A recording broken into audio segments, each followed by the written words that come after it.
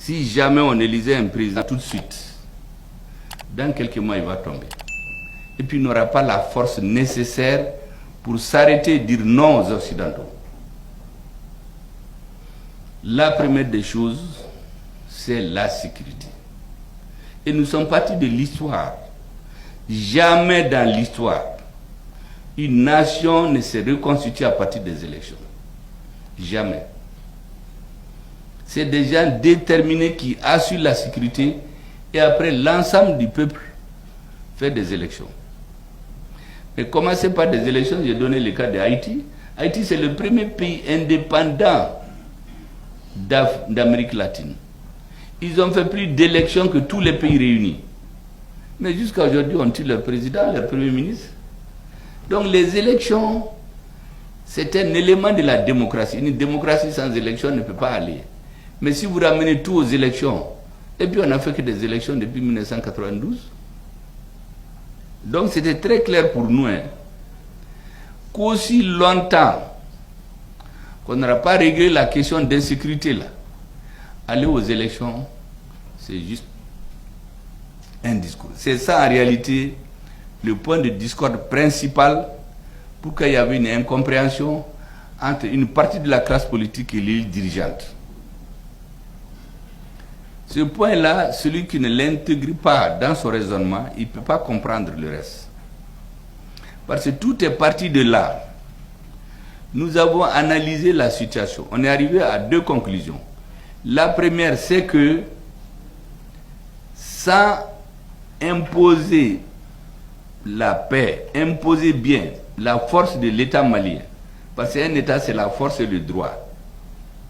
La force pour être opposé à n'importe qui veut s'imposer par la force et le droit pour défendre les plus faibles. Sans cela, on va continuer à changer de régime.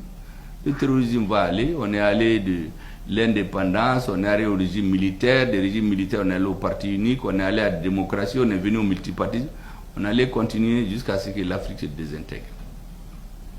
La deuxième chose dont nous étions convaincus, c'est que l'ensemble des forces internationales constitue une camisole de force qu'on a mis sur le Mali.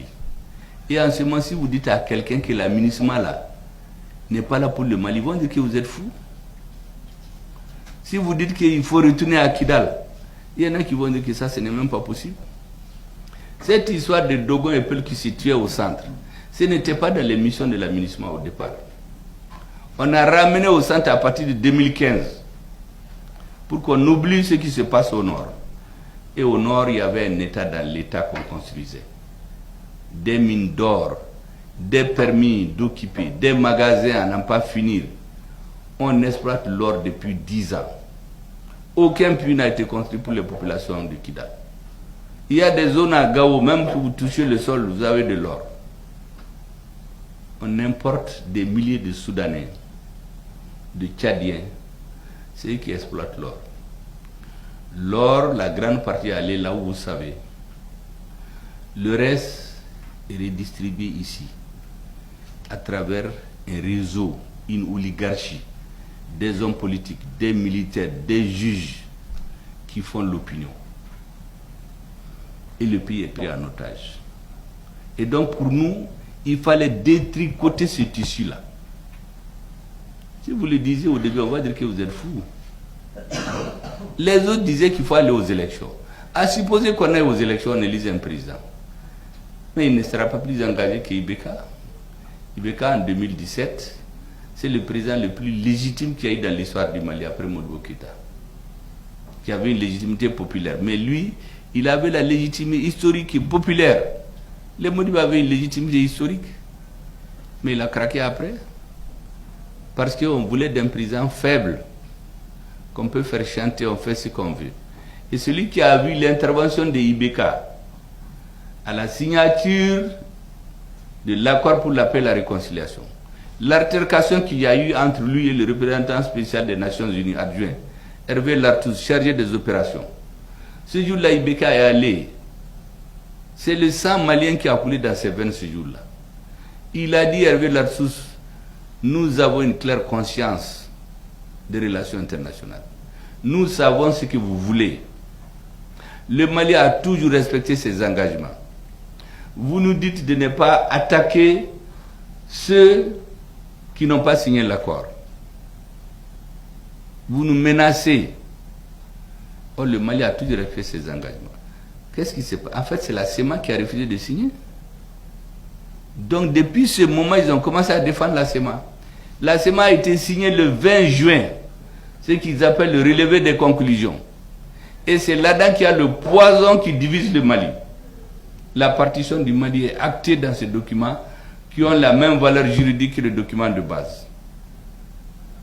Mais Ibeka, ce jour-là, était dans tous ses états. Donc, il sentait la trahison. Il le sentait. Avant lui, avant de tomber, moi je l'ai dit aux uns aux autres, je l'ai vu le 17 mars 2012, 5 jours avant sa chute. Ça faisait 5 ans qu'on ne s'est pas vu. Quand on a fini de nous entretenir, arrivé à la porte, il m'a pris par la main. Il me dit, cousin, toute personne qui a tété le lait malien, d'une femme malienne, toute personne qui a le sang malien qui coule dans ses veines, il y a des pays dans ce monde qui ne voudront jamais que son pays soit quelque chose. Que ça fait 6 mois, il y a un président auquel il veut téléphoner, il refuse même de prendre son téléphone. Mais il était fini, en réalité le complot contre lui était déjà ficelé. Il est tombé. ATT est tombé. Les Djonguna sont venus. Bon, la CEDEAO a fait les pam-pam-pam, on a cru que c'est les élections. C'est ce qu'on ne voulait pas répéter. Parce que la transition de 2002, il n'y avait pas d'aile politique. C'était juste les militaires. Ou baga, embargo, on est allé à Ouaga. Tout le monde est rentré dans l'avion, ils sont venus, on a tous aidé. Mais ça n'a servi à rien. C'était bien de nous mettre la corde au cou. Djonguna a écrit pour dire qu'il faut un soutien aérien et un renseignement. Ce n'était pas prévu qu'il y ait des militaires français au sol. Ils ont appliqué ça jusqu'à Anefis, mais à partir d'Anefis, ils sont retournés à une convention du 7 septembre 1907, signée par la France, où c'est écrit l'ADRA des Ifogas appartient aux Ifogas et à ceux qu'il plaira à la France d'y installer. On a interdit à l'armée malienne d'aller. On a été chercher les MNLA dans les fourgons des servants, on l'a ramené.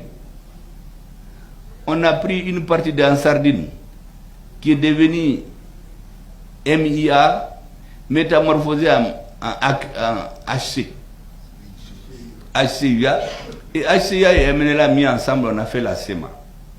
Et c'est la SEMA qui est devenue l'interlocuteur de l'État Mali. Un mouvement qui n'a même pas de récépissé.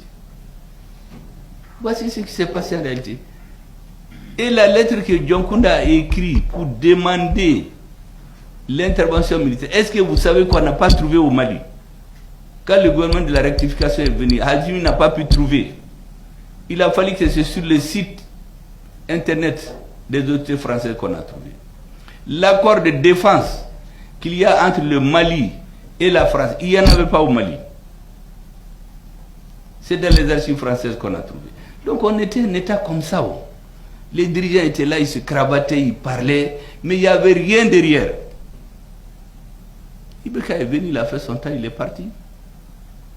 On a tiré les leçons de tout ça. On s'est dit, cette fois-ci, là, on ne va plus faire comme avant.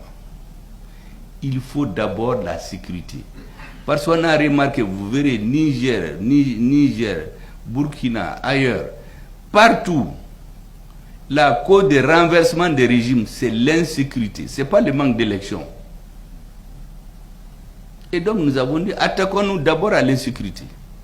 La deuxième chose, il faut détricoter cette chemise-là. Mais en ce moment, une partie de la classe politique avait d'autres données, donc elle ne pouvait pas se comprendre avec nous. Moi, je voulais vraiment que les uns et les autres comprennent pourquoi il y avait ce hiatus-là. On a élaboré des termes à l'extérieur. Nous, on sait des officines qui ont élaboré. Le Premier ministre clivant.